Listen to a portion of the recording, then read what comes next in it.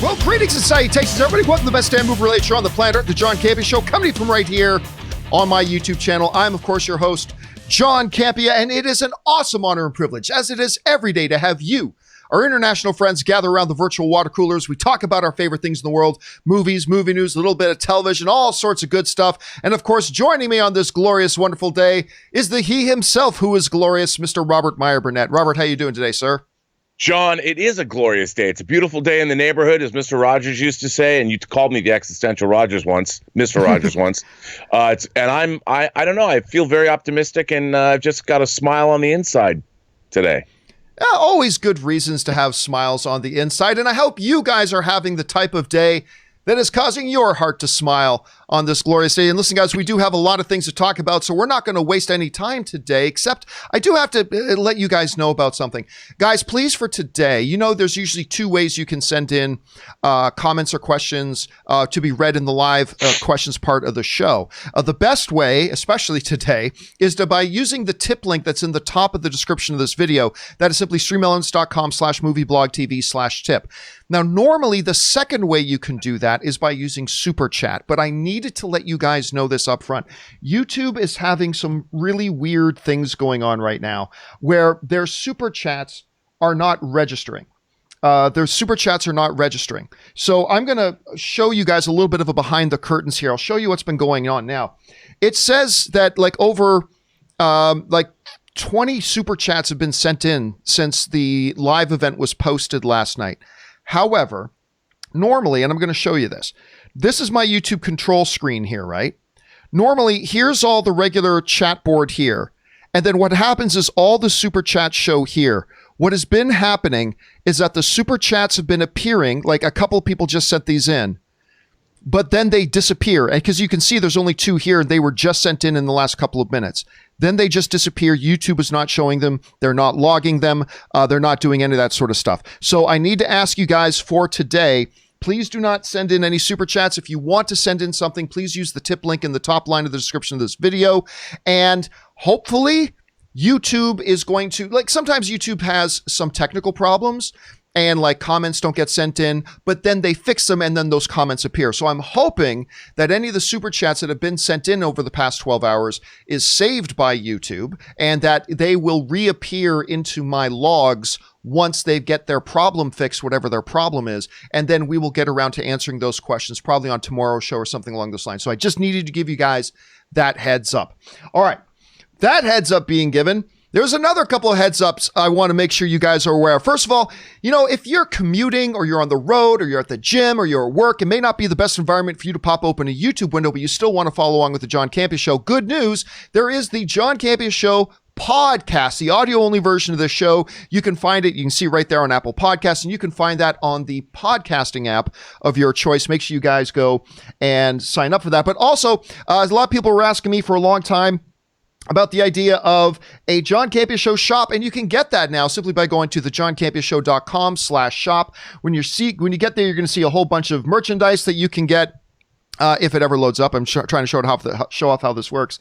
You can see all the merchandise you can get, as well as if you're interested in all the different gear that I use, I also put in a full list of all the gear that I use and links to them over to Amazon as well if you're interested in that stuff. So yeah, there's just a couple of things I want to make sure you guys were aware of before we get started. And now, without any further ado, let's get started and start diving into our main topics today. And how do we select our main topics here on the John Campea Show? Well, it's really rather simple. You see, you guys come up with our main topics by going anytime, 24/7, over to www.thejohncampeashow.com/contact. Once you guys get there, you're going to see a form. Fill it out with your topic or question. It's totally free. Hit submit, and then maybe, just maybe, you might see your submission featured as a main topic here on the John Campea Show. With that down, let's move on to main topic number one. And our first main topic today gets submitted to us by our friend Gabriel Reed, who writes, John, I'm sure you've seen the news already that the Academy is considering delaying the 2021 Oscar ceremony. That's the next Oscars coming up. I look forward to it every year, but I understand the likely decision. How do you think this will impact Oscars and or the theater experience moving forward?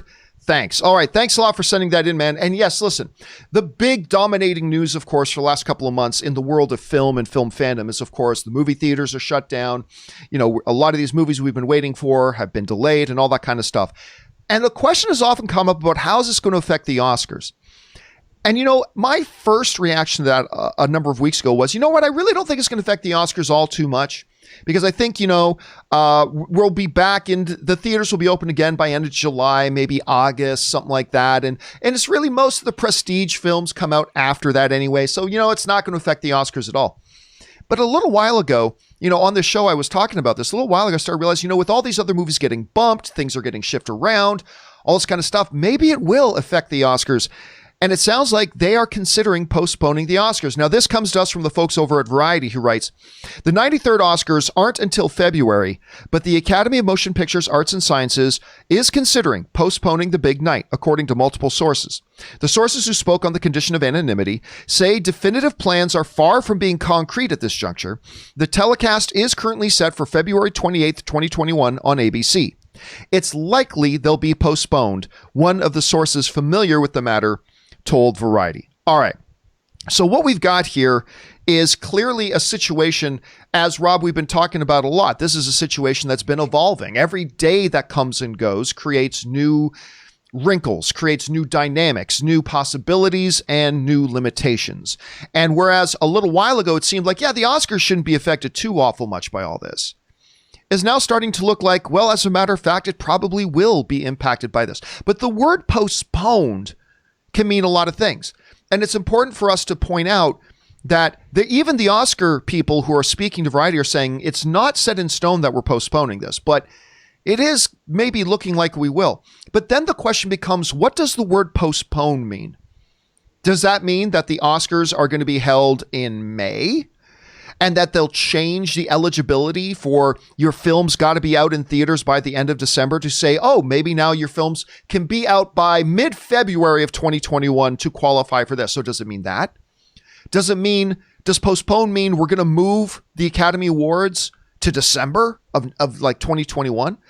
Or does postpone mean we're just going to cancel this year's Oscars and we'll just get caught up on next year? But if that happens, it raises a whole bunch of other questions. Well, what do you do with all these movies that do come out in the eligibility? Are they just tough luck? You don't get Oscar consideration for anything?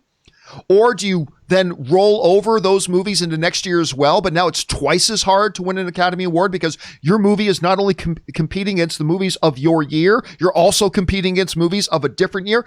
I mean, this is not an easy problem to address, Rob, at this point. So, Rob, let me ask you, you're hearing this that the Oscars are considering postponing. Right. Do you think they'll postpone? And then beyond that, what do you think postponing ultimately means? What do you think?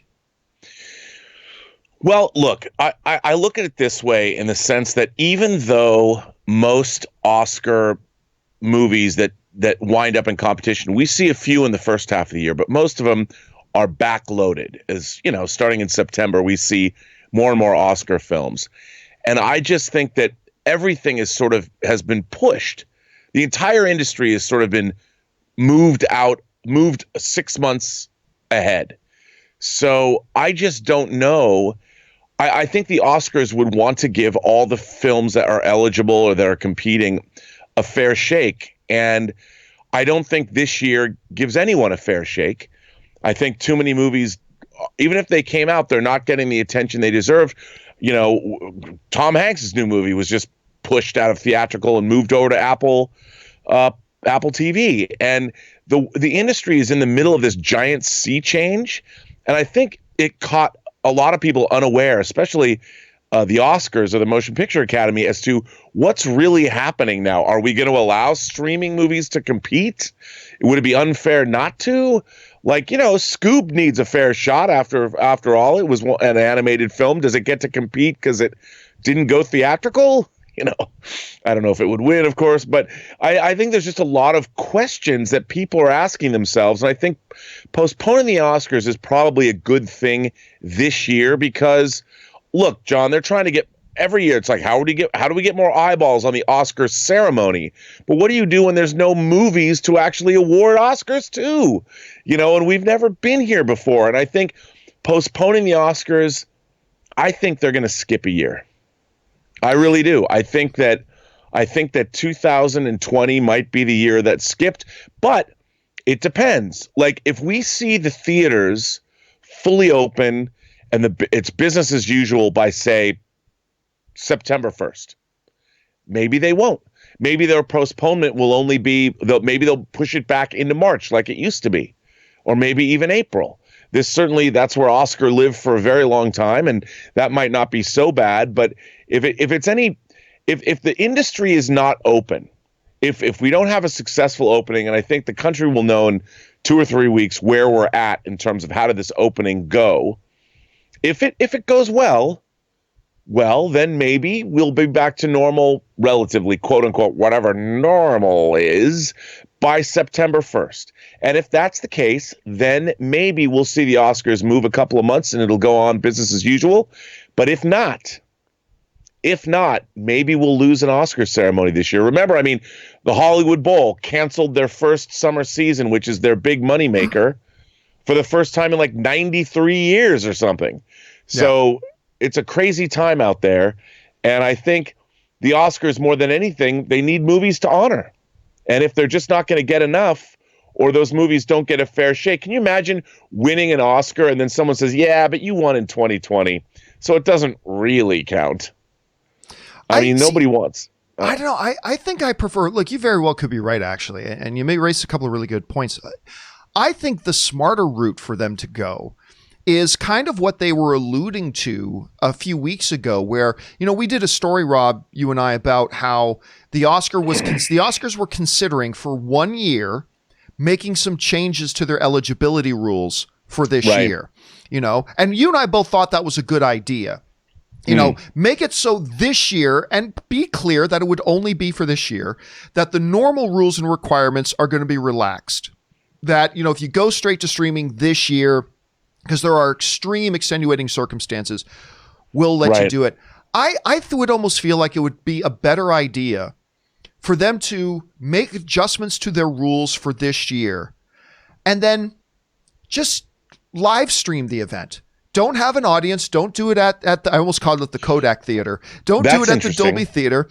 Just have, the way they announce the nominees, just have a podium, have a couple of celebs come up, read off the nominees. Do the same thing. Just have a small room, have a podium, have a couple things. We're just here tonight to honor the winners this year. It's a different thing. We don't have our regular pomp and circumstance. We don't have our regular thing. And then just read off the winners. But because they very well may do what you're saying, Rob. They very well may just cancel the thing. But again, then that creates new problems the following year, because now what do you do with all the films that did come out in 2020? What do you do with all those movies? And do the films of 2021 now unfairly have to not only compete against all the other movies of 2021, but now they also have to compete with the movies of 2020, the ones that did come out? I don't know. It's not an easy problem to solve. It's not an easy one. No, and the Motion Picture Academy, they do generate a lot of income. The Oscars become a lucrative show, and that ad revenue, if they're not going to get that, that's a problem too. All right, guys, the question here for you is this. What do you think about the possibilities of the Oscars getting postponed? Do you think postponing means a month or two? Do you think it means just knocking it off till the next year? And if you do knock it off, what do you do with all the other eligible films? It's a big mess right now. How would you handle it? Jump down into the comment section below and let me know your thoughts. All right, guys, with that down and out of the way, let's move on to main topic number 2. And our second main topic today gets submitted to us by Greg Bellatrice, who writes, "Hey, John, I've been hearing some whispers lately that the MCU had moved away from doing a Blade movie, but then today I saw that Mahershala Ali posted a concept picture of himself as Blade on his social media. Does that put the rumor to rest? What did you think about the image?" All right, thanks a lot for saying that in, man. And yeah, you're not the only person. I heard some very small whispers from various places online that I didn't pay any attention to. But there were a few whispers that have been popping up over the last number of weeks saying, oh, I heard that Marvel decided not to do the Blade movie after all, and that's why you haven't heard anything. And of course, I gave no credence to that, and I think most people didn't.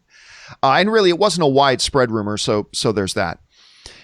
But I can't help but wonder if maybe the folks at Marvel and maybe Mahershala Ali, maybe they heard those little whispers. And so as he pointed out in the email, Mahershala Ali popped on to his social media account and posted this concept art of him with a big happy smile on his face, and that Mahershala Ali smile, only this one's got some fangs, of him as Blade, which I think is great. I think it's wonderful. Now, Rob, I do got to admit, it has been quiet on the Blade front, right? Like everything has been quiet. We had Kevin Feige get up on stage at Comic-Con and announce that they're doing Blade with Mahershala Ali. And that was very exciting because Mahershala Ali is just like, he's a multi-time Academy Award winning actor. The dude's amazing. We all got excited. But unlike, say, Thor Ragnarok, which we have heard a bunch of stuff about Thor Ragnarok since the announcement of Thor Love and Thunder. Ever since the announcement of Thor Love and Thunder, we have heard a number of things come out and stuff like that. We have heard certain things and movements and developments on Doctor Strange and the Multiverse of Madness. What we haven't heard anything about is Blade, and that's probably why some people started speculating that, oh, maybe it's not coming at all. But I think if there was any doubt, Rob, I think that Mahershala Ali, and clearly with the blessing of Kevin Feige and Marvel putting out this picture, I think that puts that to rest. Rob, there was a lot of buzz and hype when they first announced this, and then nothing. But what do you think about this image coming out, and how are you feeling about a Blade movie at all now that we've gone so long without hearing anything else about it? Well, first of all, you know, I love the MCU. I do. And I think what a Blade movie says to us is that they're going to start delving into, we saw a little bit of that with Doctor Strange, but they're going to delve into the supernatural realm. And there's a lot of characters, like my beloved Moon Knight. One of the main characters in Moon Knight lore is the Werewolf by Night, which is another character. And I want to see Blade. I want to see the supernatural realm, you know, more delving into that in the MCU. So I'm very excited with the idea of Blade. Mahershala Ali is great casting. And I just think that, look, as we all know, when they made that announcement, they have a lot of other movies to get through. I mean, we have to meet the Eternals, which I'm dying to meet. We've got Doctor Strange and the Multiverse of Madness coming up. You know, there's Thor Love and Thunder. So there's a lot of movies that were in place that are going to come before Blade in their announcements. So Blade was always a couple years down the road. So it doesn't surprise me that we haven't heard a lot about it. But you know Marvel, John, it's not like they're not busy beavers over there drawing and coming up with art and creating whatever they're going to create, making sure that script is I think now that they're going to start putting it into the zeitgeist, they're like, hey, remember Blade? And they're going to slowly, in drips and drabs, give us a taste. Maybe they'll release a test shot of Mahershala Ali. I mean, this is the closest thing, this piece of art. It's pretty cool. Like, I'm like, that dude looks like Blade. I mean, he kind of looks like the Wesley Snipes version of Blade, but okay. You know, Blade's Blade. I can't wait. I mean, I'm looking forward to it, man. Yeah. Bring it on. I got to admit, until this image came out, I wasn't thinking about it. But Right. if you had asked me 2 days ago, hey, John, where's your enthusiasm for Blade right now? I probably would have gone, to probably died down because it's been so long since we heard about it. But now seeing Mahershala Ali post about it, it's got my enthusiasm all the way up again. So it's exciting to see. Guys, question is, have you seen that image? Well, clearly you've seen it now. What do you think about it? Do you think that puts to rest any of those little whispers that have been starting to come up? Oh, maybe Marvel's not doing Blade. Does that put that to rest? And where's your enthusiasm right now for this Blade project? Jump down to the comment section below and let me know your thoughts. All right. With that down, let's move on to main topic number 3. And our third main topic today gets submitted to us by Matt Linton, who writes, hello, John. I remember seeing a trailer for the Tom Hanks World War II movie called Greyhound not too long ago, and it looked exciting and maybe even an Oscar contender. Well, you can't tell if something's an Oscar contender from a trailer, but now I heard it's getting released on Apple TV+. I'm actually in shock seeing how Apple TV Plus is the least watched and known of the streaming services. What do you make of this Oscar contending movie? Again, there's nothing to base calling it an Oscar contending movie yet.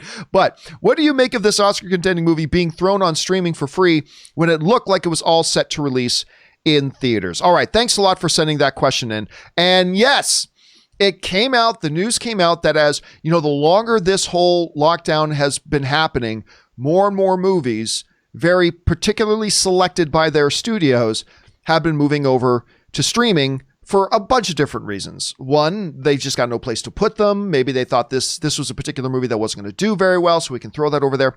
But I'm telling you what, it was with a bit of surprise that we found out that Tom Hanks's Greyhound is now one of those movies, only this one's being moved to Apple TV+.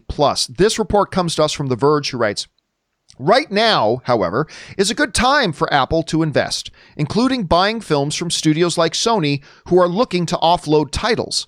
Again, because we talked about the release schedule that is available is getting more and more packed. A number of studios and distributors are just looking to offload a couple of titles. Studios like Sony who are looking to offload titles. Warner Brothers and Universal have released some of their movies digitally for people to rent and purchase, with Warner Brothers planning to move Scoob to HBO Max. Disney is making films like Artemis Fowl and Hamilton Disney Plus exclusives. Other studios like Paramount have sold films like The Lovebirds to Netflix. Sony isn't as invested in subscription streaming as Disney, Warner Brothers, and NBC Universal, creating a lucrative and appealing option to sell their films to companies like Apple that need content for their streaming service. So that's what comes to us from The Verge. And, you know, this makes a lot of sense because in this era right now, while I'm still surprised, it does make sense upon reflection. Look, Sony's like any other company right now. They have to look at the movies that they think have a good chance to make a lot of money or at least be profitable at the box office. They also have to weigh that against, you know, some streaming services, in this case, Apple TV Plus, who really want to get some titles. And believe me, Apple has more money than all the movie studios in Hollywood combined. They were probably able to offer up a pretty lucrative licensing deal to take that movie straight to streaming. Now, whether or not that's ultimately wise for Apple to do, maybe not, but they've got nothing but money in the coffers, Rob. They've got nothing but money in the coffers. And even though Apple TV Plus has put out some good content that you and I have talked about, you know, I've really enjoyed For All Mankind. Was really great. Morning Show was way better than I thought it was going to be. Despite the fact that they put out some good content, they are straggling far behind a lot of these other streaming services, and maybe they need to make some big splashes, even if it's not financially the smartest thing to do. And so they go for something like a Tom Hanks kind of prestige-looking film like Greyhound. I was surprised. I'm not going to lie. I was surprised, but I guess upon reflection, it shouldn't have been all that surprised. I guess it kind of makes sense. But anyway, Rob, you see this. What's your analysis of this whole situation? Well, you know, Bloomberg had an article about how Apple TV is looking to acquire old television libraries or old content libraries. And I was reading this and I'm thinking, you know, they launched this streaming show, and For All Mankind, I just started it, you know, just started catching up with that. And I just started the morning show, and I'm enjoying them both. I'm 2 episodes into each. But they had, I mean, they should have had content to release like every week for 6 months. It's like there's not a lot of pickings there. And I think that this is a good move for them. I mean, I really want to see this movie. I love, first of all, Tom Hanks has a pretty good pedigree when it comes to World War II. Not only was he in Saving Private Ryan, but he was also, of course, the producer on Band of Brothers in the Pacific. And now they're doing the miniseries about the air war during World War II. So anything that Tom Hanks has to do with World War II, I will watch. So I think this was a good acquisition, but I was really looking forward to seeing this in a theater, you know, and on a big screen with a big sound system, because there's lots of explosions and submarines and count me in. But I think for Apple Plus, you know, if you're acquiring a Tom Hanks film, that at least is going to get more eyeballs on your channel. But as we've talked about so many times before, John, it's all about content. You can have the greatest streaming service in the world, but if you only got like 5 things or 10 things on it, you're not going to last very long. I mean, Netflix is dropping how much content a week? And I think it's a good move for Apple, and Apple has the money, but they've really got to step up their game. Yeah, it almost seems like they have the opposite approach and problem that a Disney Plus has. Disney Plus came out of the gate with one marquee show. One. But a very large library, a very large and impressive library. Apple came out of the gate with a number of high marquee original content shows. Yeah. But no library, or at least a much smaller library. So it seems like they have the opposite problem. And so I think you're right. It makes sense at this point they're looking to acquire licenses to older content, third-party content, as well as maybe start to acquire some prestige things to get more eyeballs. It's like Apple's going, hey guys, don't forget about us. We're here. Yeah. And this might be a good move for them to do. A little surprised I was, but upon reflection, maybe I shouldn't have been. Question here is, guys, what do you think about this move for Apple TV Plus? Do you think this is a smart strategic move? Do you think this addresses some of the problems that they have? What do you think about it? Jump on down to the comment section below and let us know your thoughts. All right, guys. With that down, let's move on to main topic number 4. And our fourth main topic today gets submitted to us by Franklin Bailey, who writes, "Hey, John. I just saw that Timothy Olyphant is going to be playing Boba Fett in Mandalorian Season 2. I'm confused because I thought the original actor who played Jango Fett was cast to play him. That's Morrison. What do you think of this move?" All right, Franklin, thanks a lot for sending that in. However, we do need to be very... This is the problem with just reading headlines. We got to be very careful about qualifying this. Nobody is saying that Timothy Olyphant is playing Boba Fett. All right. But John, I saw the headlines. No. Here's what the headline said. Okay. So here's what the headline said. Olyphant, this is from Screen Rant, who originally broke this story. Olyphant filmed scenes wearing the Boba Fett's Mandalorian armor for the upcoming second season of The Mandalorian. That might sound confusing because earlier this month it was reported that Temuera Morrison, who originated the role of Jango Fett, and we saw in Aquaman recently, had been cast as Boba Fett. So, what's going on here? If Morrison is playing the role of Boba Fett, then Timothy Olyphant is playing an enigmatic character named Cobb Vanth. Now, if you don't recognize the name, it's because he's never really appeared in anything except in the novels. Introduced in Chuck Wendig's Aftermath book series, Vanth is the self-appointed sheriff of the Tatooine-based settlement Freetown. He wears a mysterious set of Mandalorian armor that was acquired from Jawas, who scavenged the wreckage of Jabba the Hutt's sail barge shortly after the events of Return of the Jedi. So what we have here, apparently, at any rate, is a situation where we're going to have Boba Fett, but we're also going to have another character wearing Boba Fett's armor. Does that sound a little bit confusing? Sure. Could it be a little bit confusing for some people? Sure. But it sounds like Olyphant is not indeed playing Boba Fett and is instead playing this other character.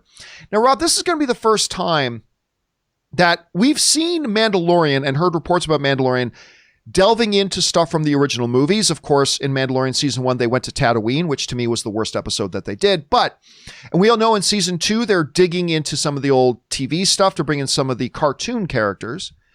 This is the first time I think that, at least that I can remember, that they're going to be diving into bringing in characters that were introduced and have only been up to this point in some of the novels, which could be interesting and all that kind of stuff. I suppose I got to admit, I wasn't the biggest fan of the Aftermath books.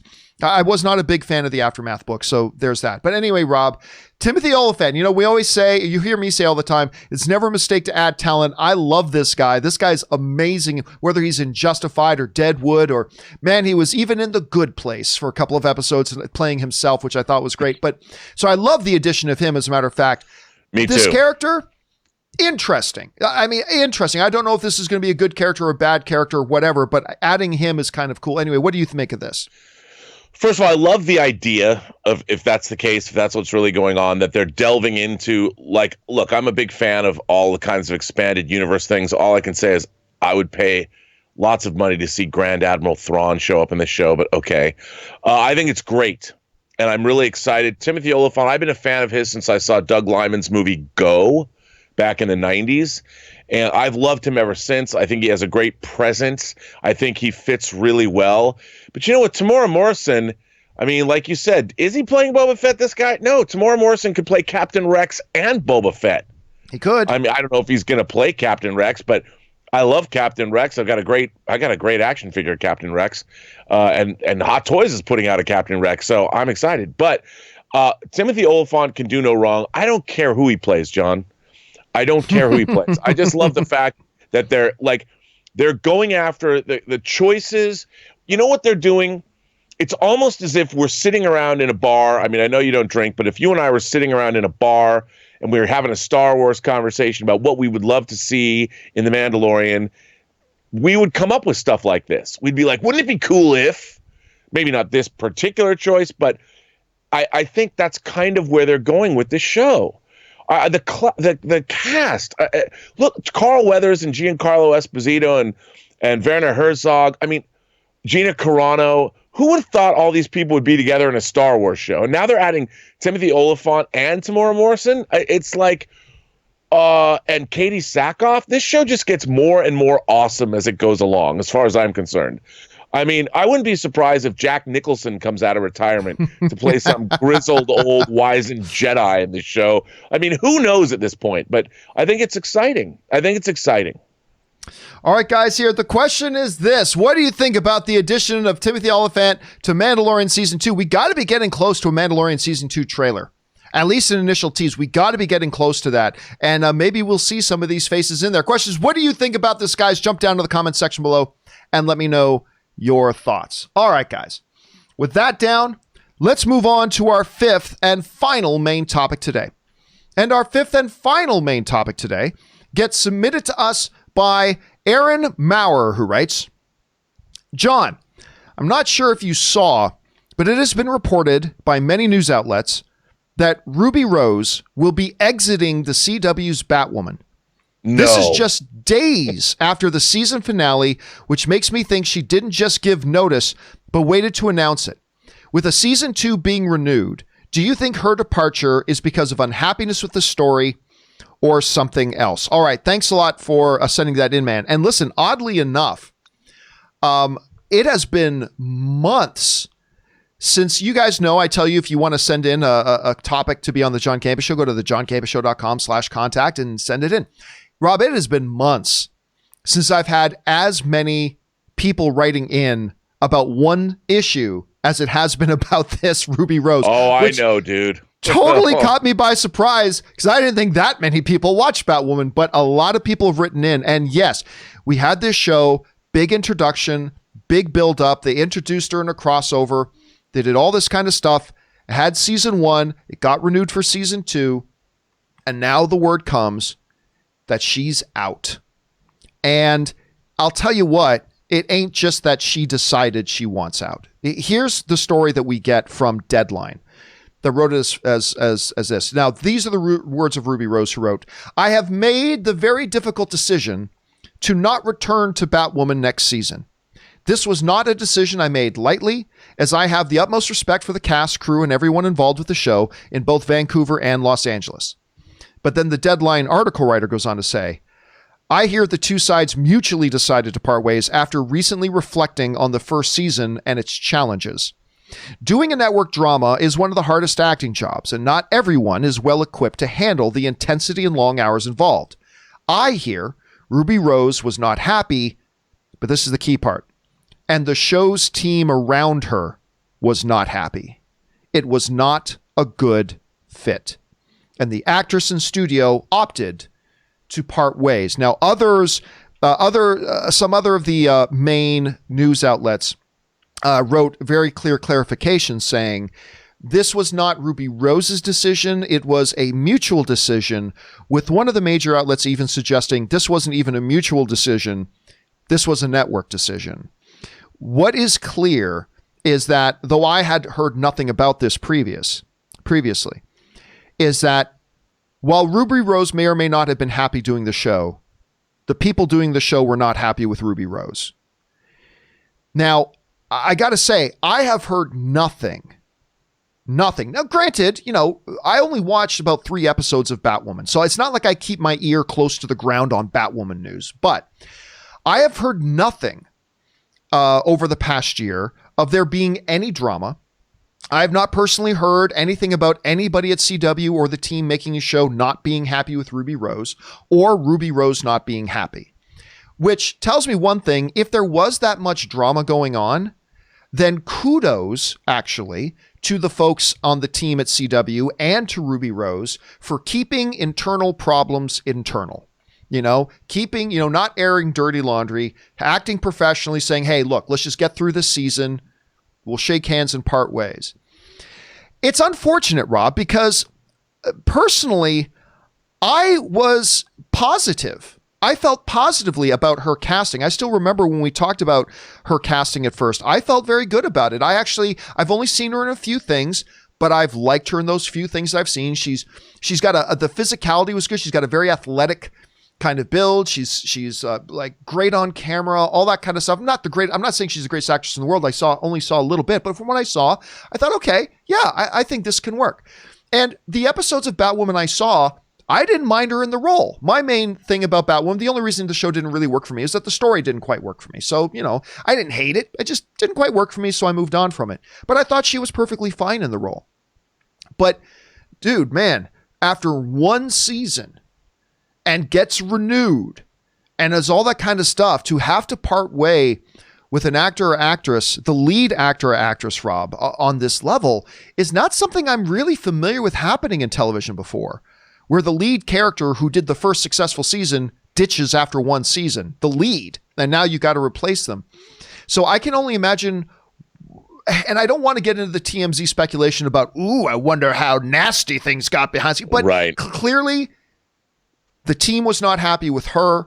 She was not happy being there, and they've made a change. And again, if it is that bad, then kudos to both of them for keeping this very quiet this whole time, waiting for the season to be done, not allowing this to become a distraction for the viewers and the show while it was running its original season, waiting for it to be done, and then not wasting on any time. After it was done, not letting months pass of speculation, just come out and say, parting ways. And so it's unfortunate because I didn't think she was a bad little actress in the role, but who knows, maybe they'll get somebody who's even better in the role. Don't know. Rob, it's never good to hear about this kind of drama in Hollywood, but you hear about this. What's your take on it? Well, look, my first take, I always want to give people the benefit of the doubt. And, my friend Zach Stentz tweeted something about this yesterday, and he said some people, even though they've been in feature films, the rigors of the daily grind of making TV, long hours, 5 days a week, you're the center of attention, is very different than when you're making a feature. And even when Ruby was on Orange is the New Black, Miss Rose, I don't know her. But when Ruby Rose was on Orange is the New Black, she's part of an ensemble cast. But when you're the lead on a show, it's a lot of work. And if you aren't used to that schedule, sometimes you get irritable. You have the pressure of the entire show, whether it lives or dies, based on you. And it's a lot to ask of somebody. And if you're not prepared, what can you do? And obviously this kind of parting of the ways is never easy for anyone or their career. And I think that, she stuck out a season. It didn't work. Clearly, whether it was the producers or whether it was her or whether it was mutual or whether it was one-sided, all I can say is that I like the fact that they went with this character. I like the fact that she took on the mantle. It's not like the internet embraced her with open arms, and certainly embraced the show with open arms, and she has no control over what they write. And I think that, hey, I hope moving forward they recast the part. I like this character. I want to see the show be good. And I wish her the best, and I can't wait to see her. I hope she's in the next John Wick movie. Even though her character's already. By the way, I liked her in that John Wick movie. Anyway, I did too. Yeah, I thought she was quite good in it. But there was some speculation around that. There are some people online speculating. I wonder if this has anything to do, because you remember she suffered that injury doing that stunt, a very serious injury that was kind of scary. So a lot of people thought maybe that was it. But all the reports that I'm reading are saying that the stunt and the accident had nothing to do with the decision. Just people weren't happy with her. She wasn't happy with the situation it came. But Rob, it reminds me of another situation, because I'm sitting here saying, hey, kudos to both sides for keeping this in-house, not letting it become a distraction. Because there was another recent show, Rob, Lethal Weapon, the Lethal Weapon show, with all that drama that went on with their Riggs character, and all the the newsgate it came out, it was all over the place. The lead characters, the lead actors in the film fighting and screaming at each other, and the cast not wanting to work with the lead guy, and blah, blah, blah. And it became a major distraction. He got fired. They were never really able to recover from that and all that kind of stuff. Now you look at CW, and this Batwoman show. And again, I'm not a big fan of the show, but I can't help it now, especially when you see what happens at another network on another show and how they handled their business. I got to admire how they handled this business. Because look, Rob, everybody, whether you're working on a studio set, whether you're working in a McDonald's, whether you're working in an accounting office, whether you're working in a law firm, all of us have at one point or another been in a working environment, whether it's our fault or somebody else's fault, that we haven't been happy in, right? So then the question becomes, how do you handle it? And it seems like they're handling it well. At least it seems to be reading too that Ruby Rose is getting out of this and hopefully not scathing her reputation much. Like, hopefully they're handling this in such a way where, she's getting out. It doesn't create a stain on her resume where other studios become afraid to work with her and stuff like that. But again, it'll be interesting to hear if at some point in the future it does come out about what was the issue. Because clearly when Deadline is writing, the team wasn't happy with her and she wasn't happy in the situation. Clearly was something there, but hey, they made a decision that was healthy for everybody and they moved on. It will be interesting to see who they recast with. It'll probably be another name that none of us know, I'm guessing. Or do you think, Rob, they'll buck that? Do you think maybe they'll try to go, distract from the change by making the change a high profile one, that maybe they go out and get a former star of another CW hit show or something like that? What approach do you think they're going to take? And what would you do if you were the president of CW in recasting? Another lesser known name like Ruby was when she got cast? Or do you try to make a big splash with it by getting a more recognizable name? What's your approach? No, you know what? My approach would always be to find the best actress for the role, whether it was a big name or whether it was an unknown. I think the best actress for the show and the best fit for the entire crew and all that is the best way to go. And I think, look, honestly, with a character like this, I think it's easier to make that kind of a change. If you find an actress that blows everybody away, I think you can make that smooth transition. And that's what I would do. I'd find the best actress for the part, whoever that is. Whoever that is. I think for me, if I was the head of CW and it was an all other things being equal, it's like, hey, we've got these 2 or 3 unknown actresses that have really stood out above the other 5,000 that auditioned. And we've got these 2 or 3 well-known actresses that have stood above all the other competition. And they're all roughly in the same ballpark. And I got to pick one, but all of the other things are equal. I think I'm changing the narrative. I think I'm going with the big name. I think I'm going not Margot Robbie, because she's not going to come out and play Batwoman in a CW. But I mean, I think I'd go for a name that this audience would recognize, that this audience might feel comfortable with. That might, because part of entertainment, Robin, you've been a part of this. Part of entertainment is also a very delicate PR game, and so I think at some point with the departure of the lead actress, that could make maybe fans of the show feel a little bit unstable with the show. Maybe bringing in a name that everybody would recognize and all that kind of stuff. Hell, Blake Lively. Blake Lively. She was in, what was the name of the show? Something Girl, Gossip Girl. Everybody bring in Blake Lively. She just showed she can do an actual, I mean, I don't know. I'm just throwing names out there for nothing. That's not bad. I'd tune in. Right? Because that would make people who are familiar with CW shows and these types of shows, a recognizable name, a face, an actress we trust. Okay, now we don't feel like this show we enjoy is unstable anymore. So I don't know. It'll just be interesting to see how they approach it. Question here is, guys, what do you think about this? I honestly can't think of a last time that a show that was successful enough to already get renewed for season 2 where the lead performer departed. I can't think of a precedent for this. Maybe there are a couple. I just can't think of any. What do you guys think about this? Can you think of other situations like this? Jump down into the comment section below and let us know your thoughts. All right, guys. with all that down and out of the way, Rob and I are now going to move on to your live questions. I'm sure a number of you are going to be writing in about this superhero situation. But before we do, we are going to take a short break. A reminder, guys, the only way you should be sending in questions today, because YouTube is having some problems, they're not logging the super chats that are coming in. So really today, the best way and the only way to send in a topic or question to us, for us to address in the live part, is by going to the tip link that you can find in the top of the description of this video. It's streamelements.com/movieblogtv/tip. Go ahead and send that in, and we will get to your question when Robert and I come back. And again, we are going to go now take just a short couple of minute break. Just going to refill the drink, stretch the legs, rest the vocal cords, give you a chance to run and use the bathroom. So don't go anywhere, guys. Robert and I will be, we'll be right back in just a couple of minutes, even if the clock says something different. We'll just be about 2 or 3 minutes. We'll be right back.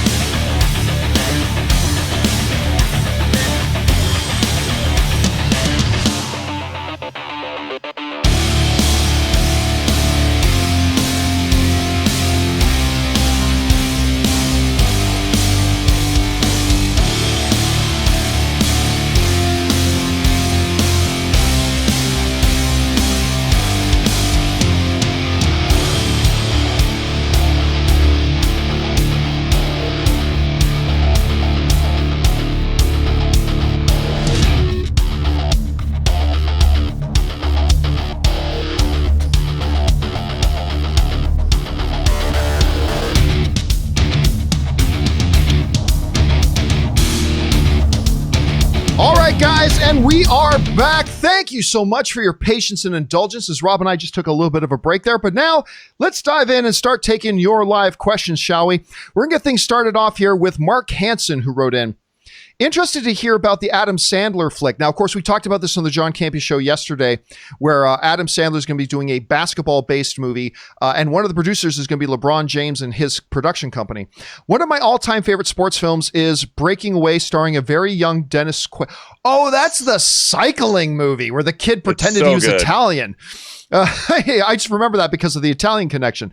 Starring a very young Dennis Quaid, Jackie Earle Haley, and Daniel Stern. Love that film, especially growing up in Indianapolis, not far from Bloomington. When did that movie come out? In like 81 or 80 or I think something? maybe even like 70. Here, let's find out. Like 79 or something. I just remember because like being, an Italian kid, Benissimo, just somebody trying to act Italian was pretty funny to 79, me. July 79. 1979. With a very, that was clearly, I wasn't old enough to watch the movie when that was out, but I mean, I watched that movie sometime in the mid to late 80s. I think I saw that for the first time. And it's a movie about cycling. The guy's dreams of being a cyclist, but it's really about these four friends, I believe, like either 18 turning, no, they're 19 turning 20. They're like stone cutters. They worked in like 19 turning 20, and it's kind of a little bit of a weird coming of age thing at the same time. But Rob, your thoughts and memories of that movie. What do you think about it? I saw it when it first came out, and I loved it. It did win an Academy Award for best screenplay. Oh, I didn't know that.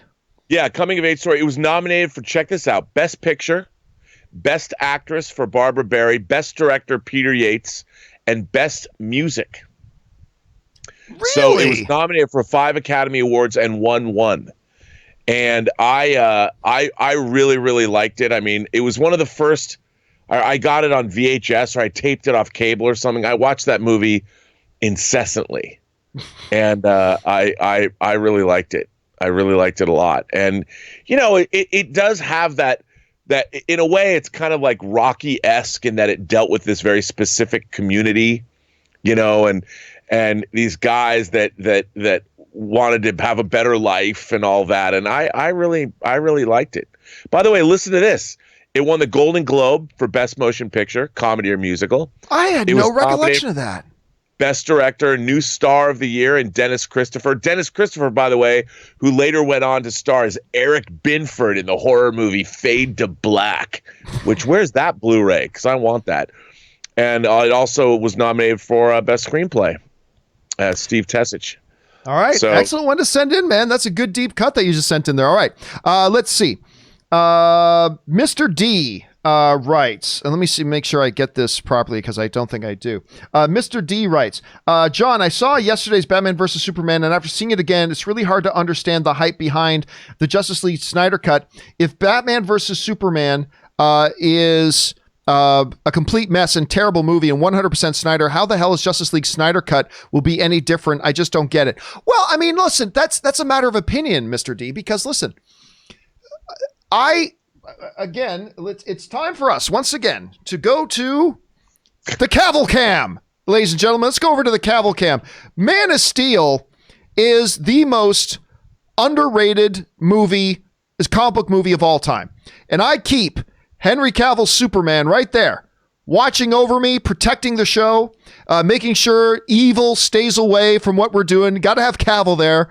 I love Henry Cavill as Superman, and I love Man of Steel, and that was Snyder. And you know what? I like Batman versus Superman.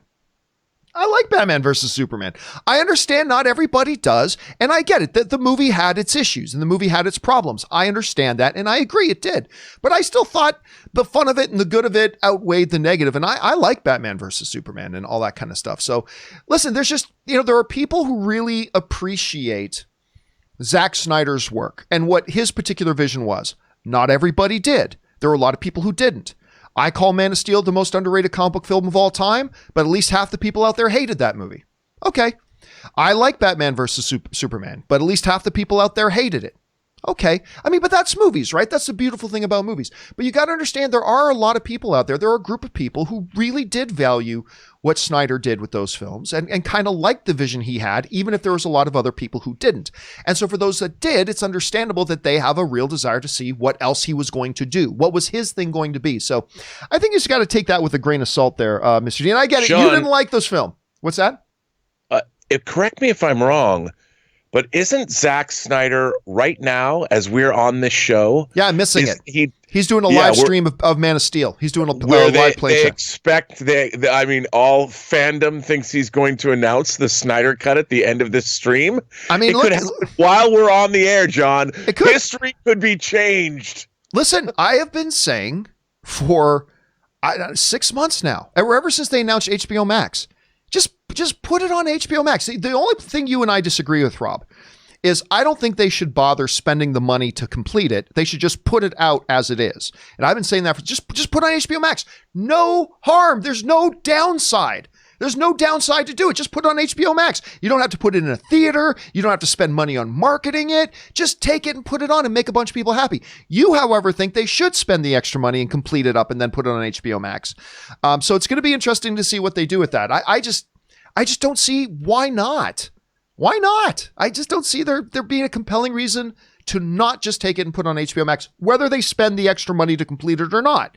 There's just put it on HBO Max. Just go do it. No harm, no foul. It's not like you have to pay rent on HBO Max. You are HBO Max.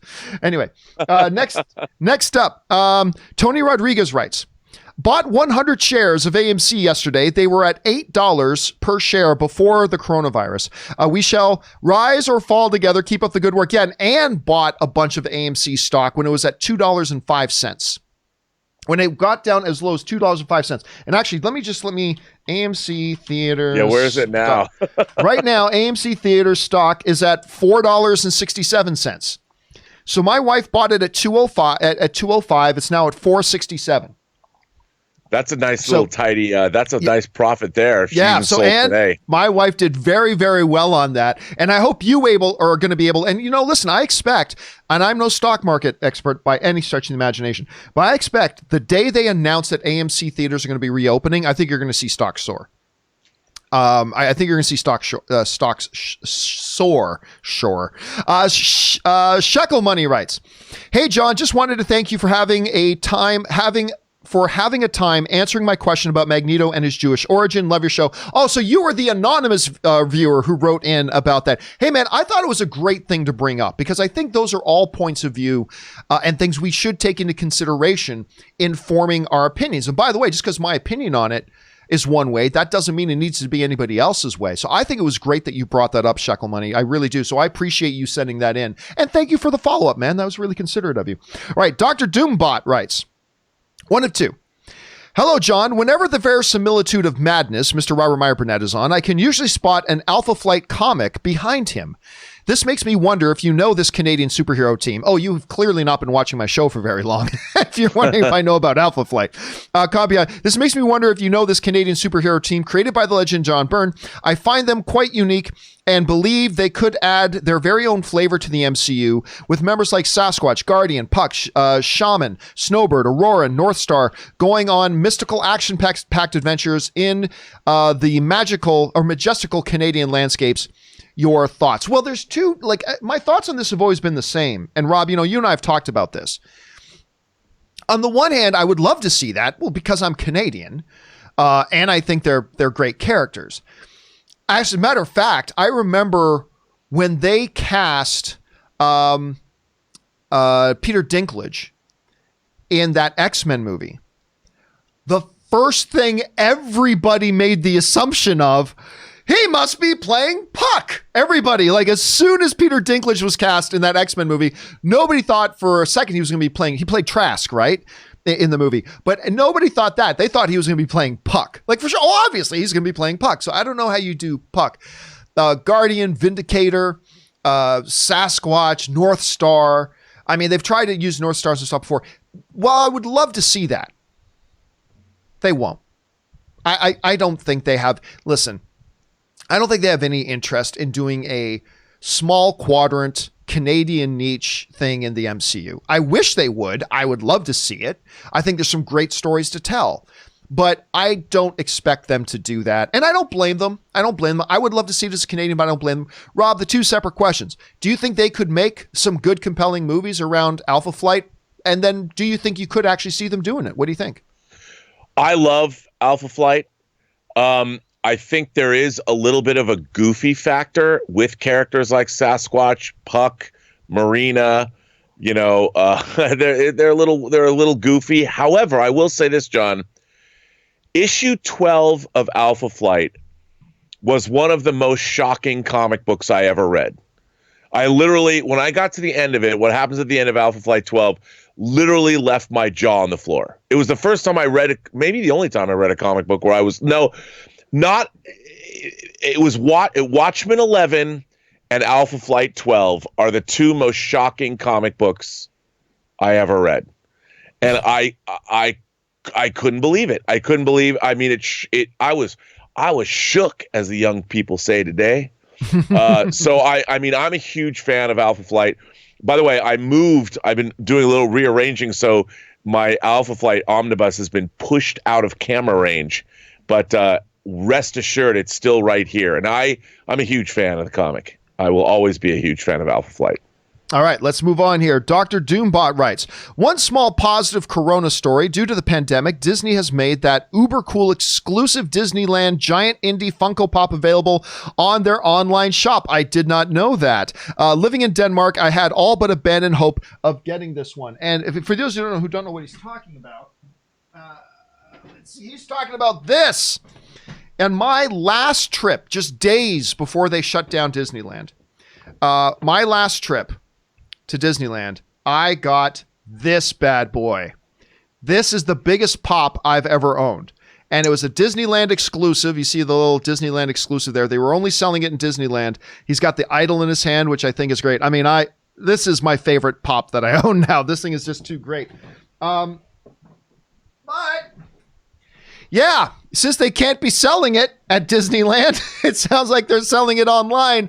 Hopefully they won't make too many of them because I'd like this thing to appreciate in value. But at the same time, I love that more people are going to get the enjoyment that I'm able to have by owning this thing. I just love this cool pop. So hopefully you're going to get some joy if you're able to go ahead and get your hands on it now. All right. Next up, Willow writes, since you've been talking about Force ghosts, when Obi-Wan told Luke that he cannot interfere, did he mean that he can't physically do anything? Or was it more because he needed to allow Luke to go on his own journey and meet his destiny? It's a question, Willow, that has been asked by many. Here's the problem, though, with the notion of Obi-Wan. And Rob, I'd like to know what you think about this. With the notion that Obi-Wan was just saying, no, you just got to go on your own journey. No, this was life and death. This wasn't just about a kid going on a journey of self-discovery. This was life and death, and the balance and fate of the universe was at stake. The clear implication was, at the time and still today for me, Obi-Wan, for whatever unexplained reason, was simply unable to interfere with what was going to be going on. I can't interfere. I don't think it's a matter of I choose not to interfere. The kid's life and the life and the existence of the galaxy was at stake. It was a matter of that, which brings up some questions then. You know, when Yoda was able to physically interact with the physical world and hit Luke over the head and all that kind of stuff, or even in Rise of Skywalker, which I'm doing an editorial video on right now, when Rey throws the lightsaber and Luke catches the lightsaber and all that kind of stuff. If Yoda can call down lightning to hit a tree and all this kind of stuff, why don't they get involved? And they've never really dived into that much. And I think it's becoming Lucasfilm's go-to answer. Because. Okay, because. Good enough. So, I don't know, Rob, what's always been your take on that? Well, you know, that's a complicated question, I think. I mean, my take on it is that, you know, when it comes down to I guess making something, when it comes down to telling a story and where you're coming from, unless you have mapped out a tale from the very beginning to the very end. I mean, we live in a world where we have Lord of the Rings, right? And Lord of the Rings was based on a series of books. So the reason the Lord of the Rings could be as good as they were going to be was because you had the beginning, the middle, and the end of the story already mapped out before Peter Jackson stepped in to make the movies. And when you're trying to do something like Star Wars and you have multiple creators working over multiple years, decades. And you have decades, and how do you like when they started Star Wars? Remember, tomorrow is the 40th anniversary of The Empire Strikes Back. George Lucas had this idea. Yes, I've been jotting down these ideas and Journal of the Wills and all that. And you make Star Wars, and Star Wars was a beautifully compact film with a beautiful beginning, a middle, and an end. And it did things, and it promised this much bigger story that we're only seeing a glimpse of. But it's not like that story was already written down the way Lord of the Rings was. Sure, Lucas had ideas, and then over the years, when people take Star Wars and it permeates the pop culture consciousness, and we start reading novels like Splinter of the Mind's Eye, or you're reading comic books, and then it gets bigger and bigger and bigger, and then kids all around the world, Star Wars becomes a rite of passage, and it becomes big and huge in people's imaginations. And then Lucas comes back and does the special editions, and then he makes the prequel trilogy, and the prequel trilogy went in, and who knew what the Clone Wars were? We only heard the Clone Wars. You knew my father. You know, the Clone Wars was this mysterious thing that nobody knew what it is. And so George Lucas comes in, and then he gives a face and he gives a backstory and he shows us the Clone Wars, but it might not have been what people believed in. And it was never a story that was defined from the beginning. It was always mutating and growing and changing and altering. And even George Lucas himself got older. And I don't like the fact Han Solo was a murderer. And I think Greedo needs to shoot first, which fundamentally changed the character of Han Solo. And then people are like, Why would you do that, George? I mean, I grew up with Han Solo shooting first, and 22 years later, you tell me that, well, actually, it was 20 years later, you change it, but 20 years later, suddenly Han Solo wasn't as cool as I thought he was. And I think at the end of the day, we live in a world where the story of Star Wars was never, it was a story that has grown and mutated.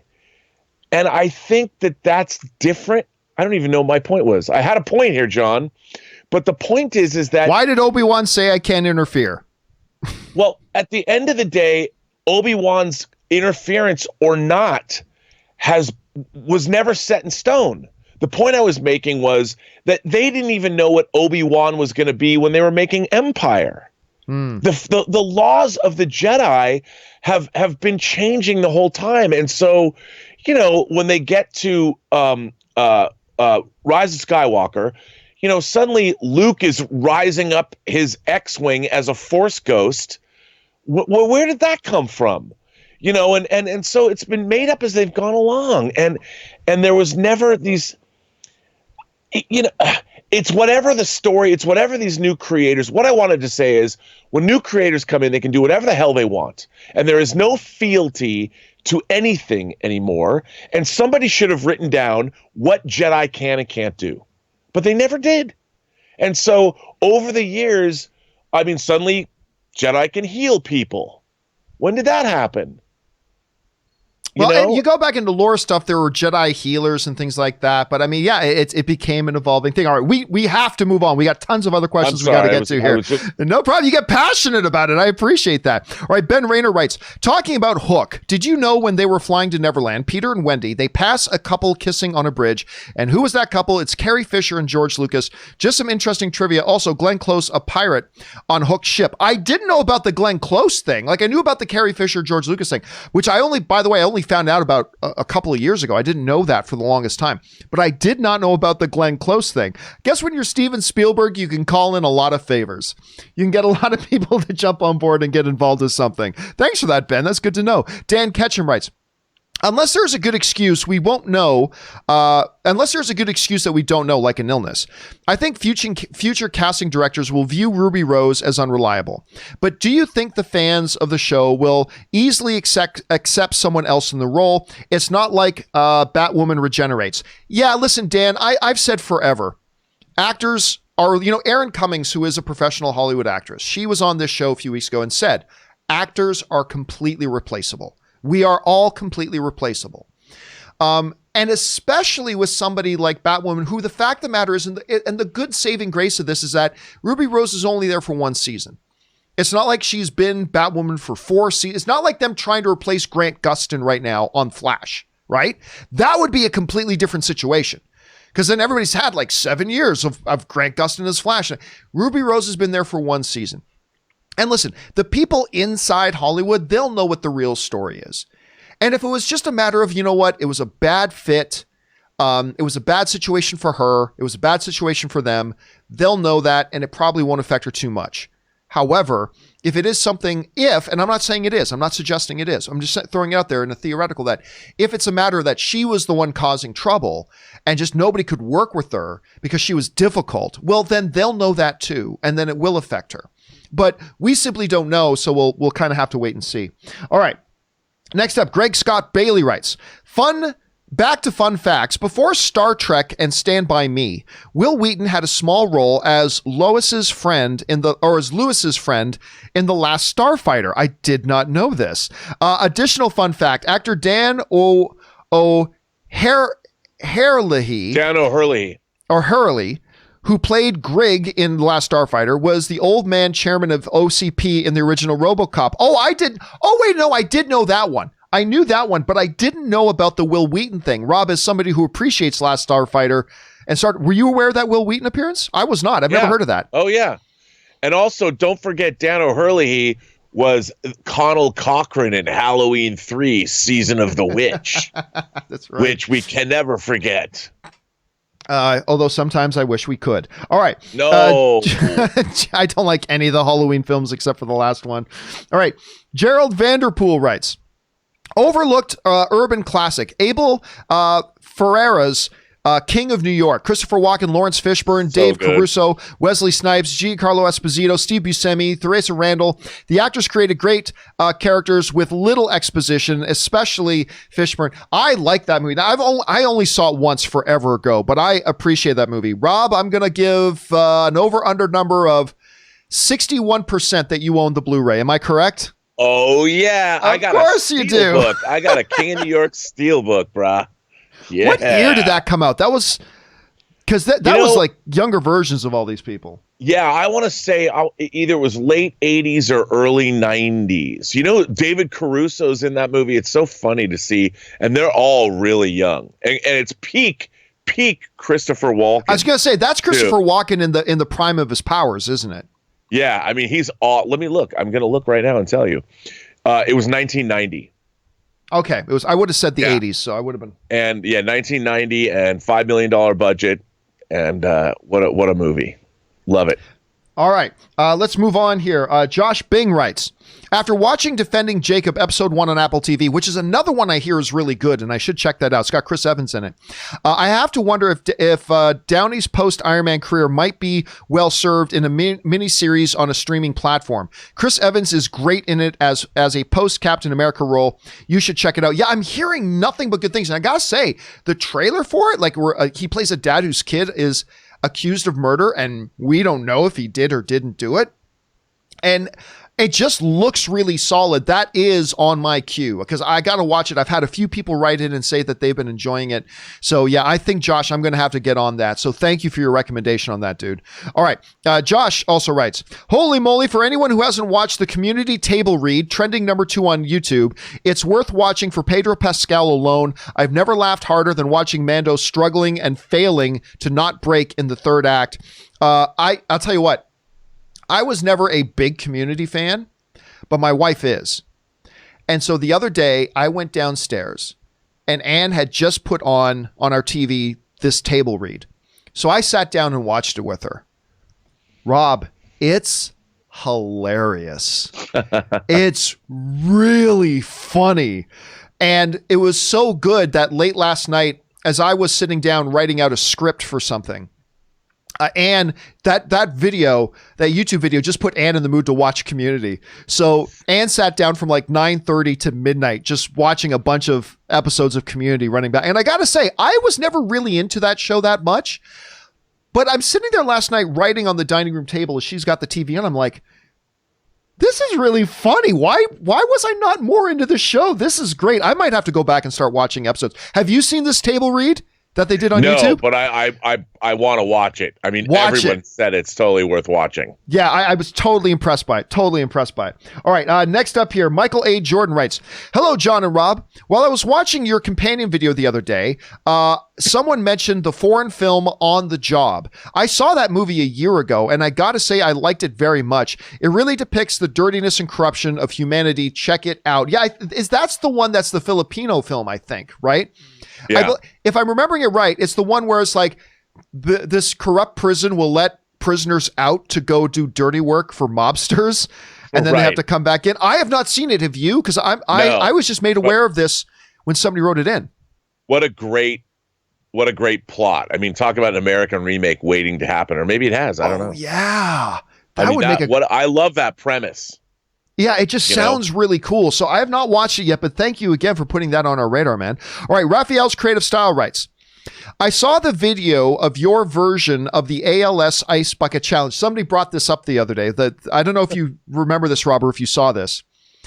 I saw the video of your version of the ALS Ice Bucket Challenge. I didn't know you did that as I was not watching AMC Movie News back then. You did the challenge in August of 2014, and my sister was diagnosed in September of that year. Thank you for helping to raise funds. $1.4 million was raised, and a significant discovery in the further understanding of ALS was made. Because of the pandemic, I've not been able to visit my sister in the hospital, and I miss her dearly.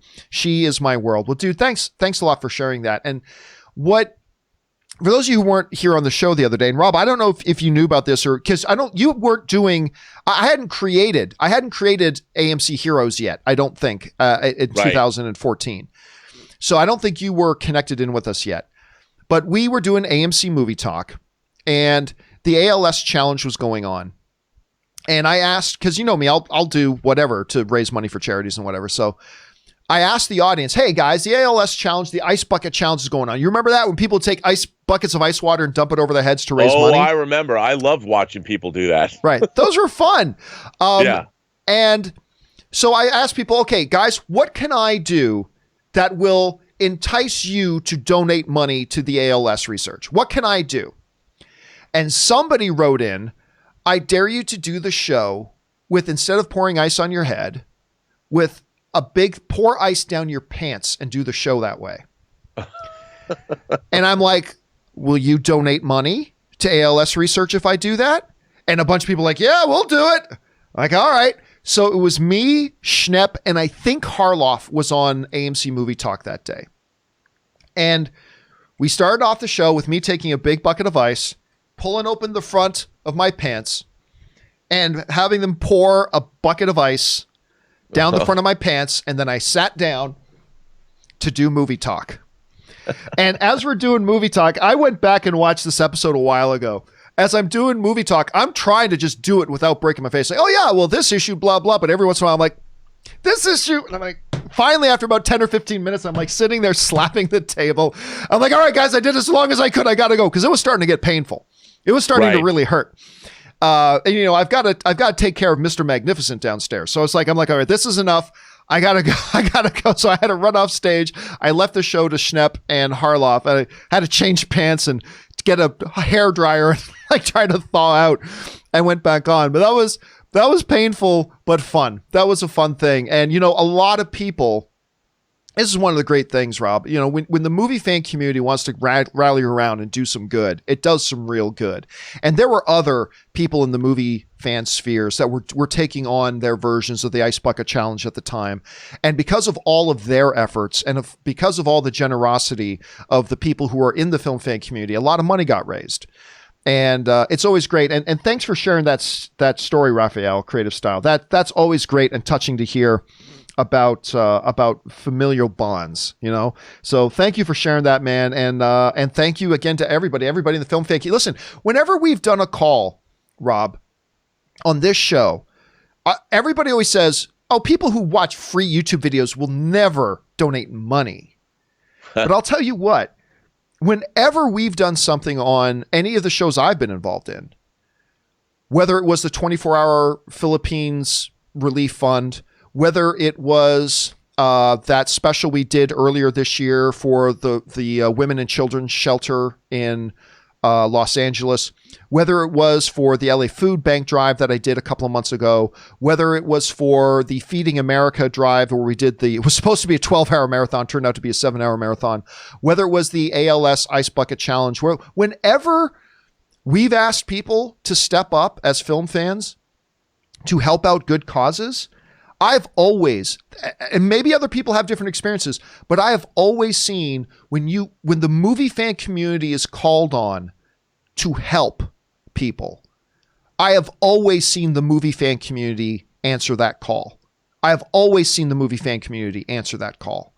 And it's one of the great things about, you know, being a film fan and being in a community with people like that. And it's an awesome thing. Anyway, thanks again, Raphael, for sending that in. We really appreciate that, man. And I hope you get to see your sister very, very soon. All right. Sir Ivan Bennett writes, dude, I've heard that nonsense about bleeding sabers, and I've read that red lightsabers are created by synthetic kyber crystals. I like this theory better, and it seems to be canon now. Check it out at Wikipedia. Did they go ahead and change the canon? I had no idea. I never considered... Yeah. This came up the other day. I just remember when they first introduced the bleeding the crystal stuff. I'm like, you freaking turning kyber crystals into mood stones? Are you serious? And I never liked it, but have they since retconned that? It's sounding like they've retconned it, but I never liked that notion. I never did. Your thoughts? Yeah, I don't know if they've, but it seems a little odd to me. I mean, but yeah, I didn't like that ever.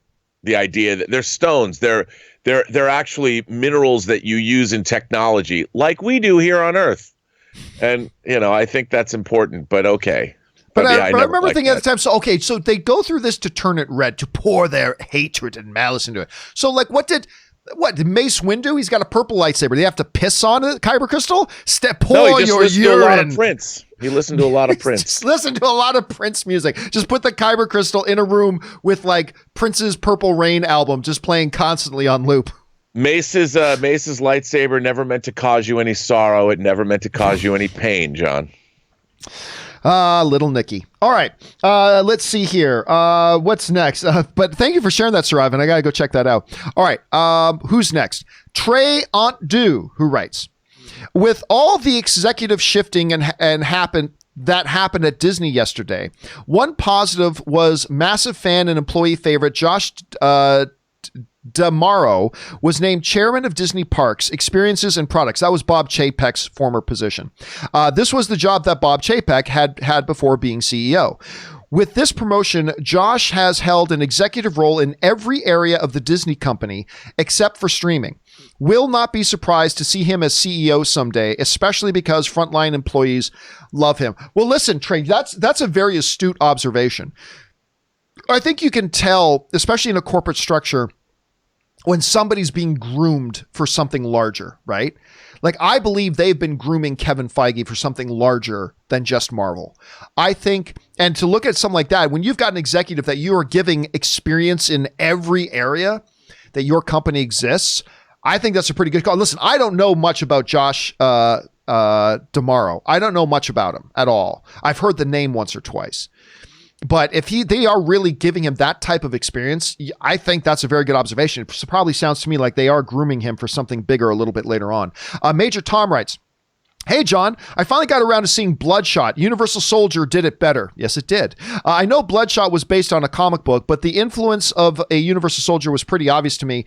I didn't hate the movie, but it was very underwhelming. I'm with you on that. Underwhelming is a good word for it. It certainly had some interesting elements. And you know, Rob, some of the visual effects were actually very good. For a lower budget thing, by lower budget, I don't mean 50 million, but for a lower budget thing, they did some very good work with their visual effects, but it wasn't a good movie. You know, I won't say it was terrible. It wasn't terrible, but I didn't think it was all that good. Did you get around to seeing it? Yes, I did. And I had higher hopes than even it delivered on. I understand. I was actually surprised at how derivative it was of a million different things. And I like Valiant Comics. I just thought it was uninspired, you know? Yeah. And that's what, like you said, it did have some good visual effects and there was some good action, but it was nothing, there's nothing we haven't seen before. And I wondered, like, when they made this movie, in the world that we live in, you've got to do more to differentiate yourself from, well, like Universal Soldier or the dozen other movies you could cite and go, yeah, there's a little bit of this and a little bit of that. Even Lee Whannell's Upgrade, which came out a couple years ago, which it had some similarities to, was better. And Upgrade was great. Yeah. And nice little twist at the end of it too. Yeah. Yeah, I have a very beautiful box set of that on Blu-ray. Of course you do. I do. All right, let's keep moving on here. Next up, Christopher Armott writes, to death, King Theoden screams as the riders of Rohan meet the orcs for battle for Gondor. And as they ride there to their deaths, all of a sudden, a few police cars come into scene. Oh, that's some Monty Python stuff right there. Come riding into scene and arrest King Theoden and his men. Oh, how I love Monty Python. Seriously, Holy Grail. Listen, everybody remembers Holy Grail, Rob, as this great now comedy classic. And of course, it is. Like whether it's Shrubbery or anything else, okay? It's just a flesh wound. I mean, yeah, it's great. But a lot of people forget the movie was just also absolutely ridiculous. And anything like I feel like Monty Python, their modus operandi, their creed was one word: silly. That was their creed. Like, silly was their guiding principle. Let's be silly. And while there's just some good, funny stuff it's also bonkers. And that scene at the end, like when the police come driving in, it was like, who the hell had that idea? It was absolutely bonkers stuff. I don't know, but Rob, when you think of Holy Grail, like, what's the first stuff that comes to your mind? Are there particular scenes that come to mind? Is it just the style of it? Like, what is it? The big duel, the hacking the limbs off. It's just a flesh wound. I mean, It's hilarious. It's just, but yeah, silly. But it was silly in a smart way. In a very, like, their humor could be lowbrow, but at the same time, it was very clever and thoughtful.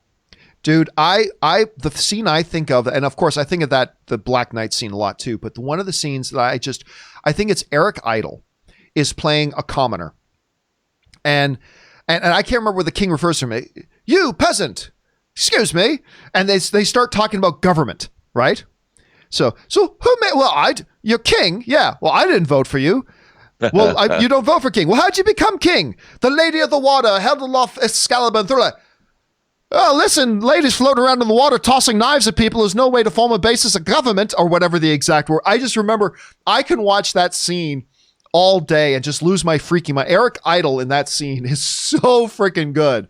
It's just, there's so many great moments in that movie. All right, we got to keep moving on here because we're running out of time. Vaughn writes, now, I haven't watched a lot of TV shows, but Doom Patrol has some of the best and most character development in a single season. I freaking love this show and hope season 2 is just as good as the first. Listen, you guys have heard me say this before.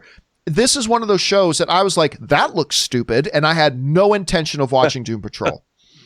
Because people talked me into watching Titans, and I was disappointed with it. So I'm like, Doom Patrol? No thanks. Because they even introduced Doom Patrol in Titans, although it's kind of a different version of them. But I'm like, no thanks. And then it came out, and all these people started writing to me, people on the show and people I know personally writing to me saying, John, you would love this. All right, fine. And I watched the first episode, and I was hooked. I was so hooked. And there's a little bit of Monty Pythonism in Doom Patrol, where sometimes it feels like silly. It might be their guiding principle. But Rob, Doom Patrol is deceptively deep. And Doom Patrol has deceptively rich character development. Whether you're talking about the history of, I forget the character's name in the mummy bandages. I forget his name. Whether it's him, whether it's the actress, whether it's the split personality, whether it's Brendan Fraser's character, every single character is given these deep, rich, profound, and socially relevant backstories. And then they wrap these heavy message episodes into bonkers fun. And like, Rob, just you watched season 1 of Doom Patrol, yes? Yeah. Okay, so just the episode of I Flexed the Wrong Muscle. Like, you think about that, which might be one of my top 4 or 5 favorite moments in television history, the I Flexed the Wrong Muscle episode. But just when you look beyond that, the episode itself was so deep and trying to say so much, whether it's mental health issues, whether it's societal issues, whether it's whatever. It is truly one of the most magnificent shows on television. And it's coming back, and I can't wait. It's going to be on HBO Max. But anyway, Rob, your just quick thoughts on Doom Patrol as a whole. Well, were you thinking, by the way, Negative Man? Thank you. Yeah. Yeah. First of all, I'm a huge. Can you see it back here? Well, it's over there. I'm a huge Doom Patrol fan. I've been my whole life. I mean, I loved the comics growing up, and I love the different runs of Doom Patrol. And I really think the show captures the comic really well.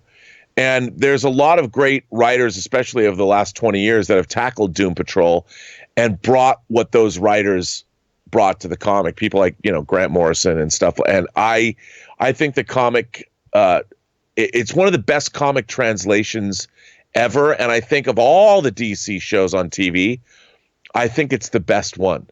I honestly do.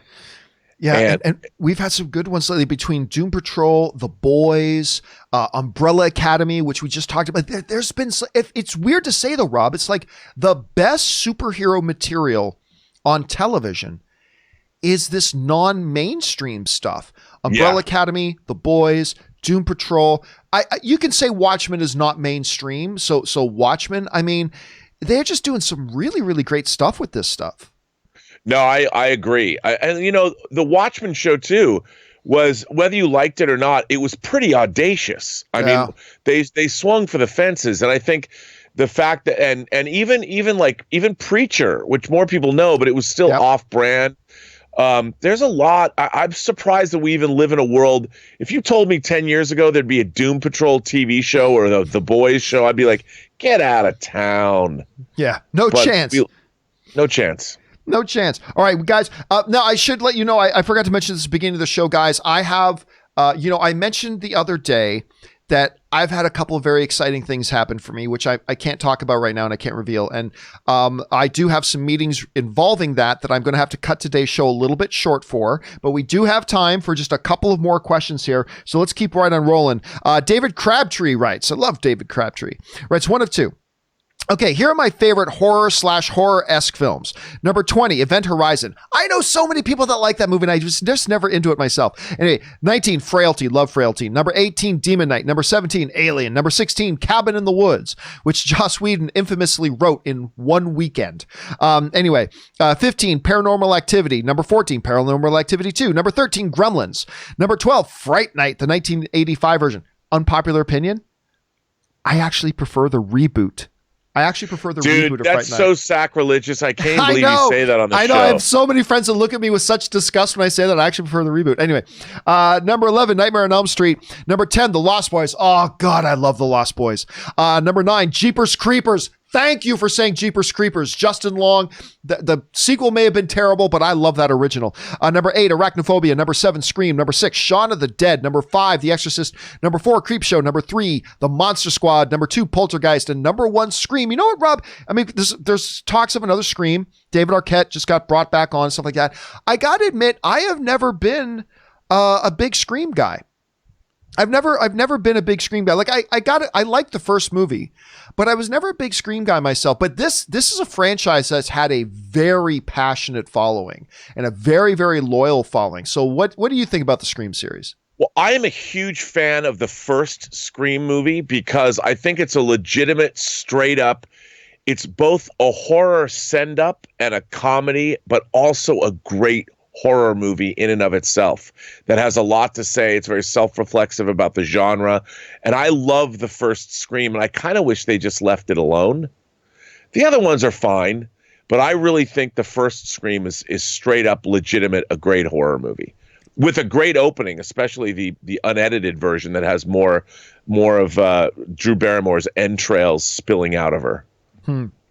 All right, next up, Mr. TJ Lynn writes, not a fan of Star Wars, but do you think the character of Anakin would have been more well-received had Leonardo DiCaprio played him instead of Hayden Christensen? Here's the problem with that. Okay, well, first of all, Hayden Christensen, good Canadian kid, by the way.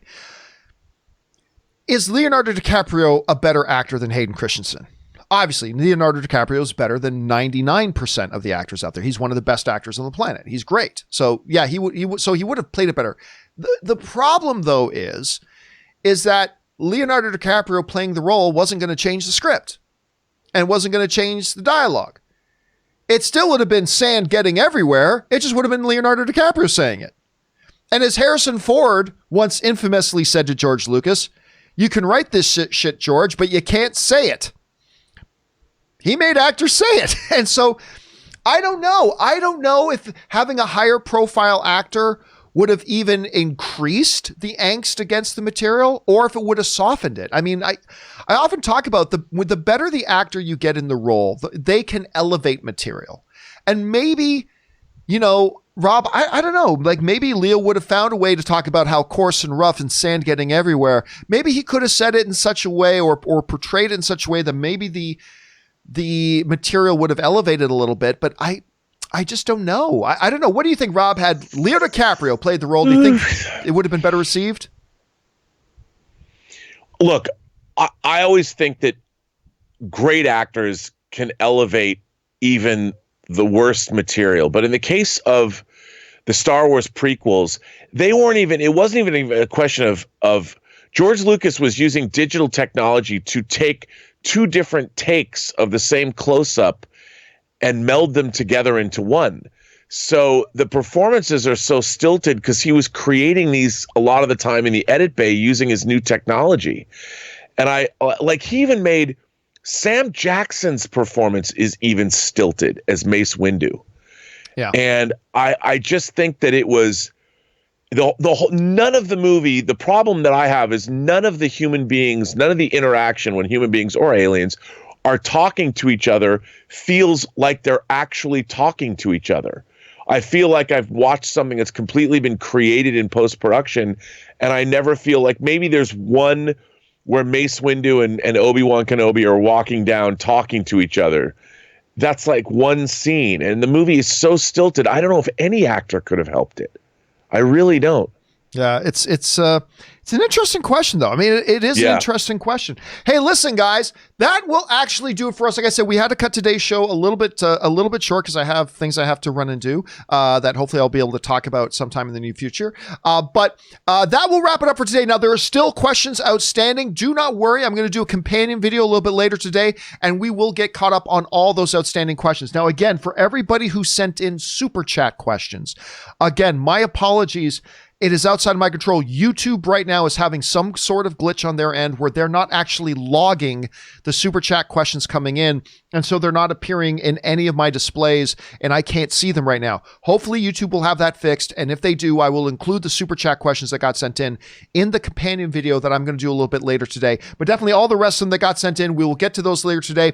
Guys, thank you so much for being here and being a part of the John Campea Show today. You know, it's not lost on people like Robert and I that you guys who could be doing anything today, you choose to spend part of your day hanging out with us and the other film fans. And we are so very grateful to that. And a special thank you to all you guys who did send in questions, because you did two things. Number one, you gave us great fun things to talk about. But number two, you supported this channel while you were doing it. And all of us here, thank you guys very much for that. I, of course, want to thank the High Lord of Verisimilitude, our existential Mr. Rogers, the good man himself, Mr. Robert Meyer Burnett. Robert, thanks again for being here, man. We will, of course, see you again next time. And where can people find you online?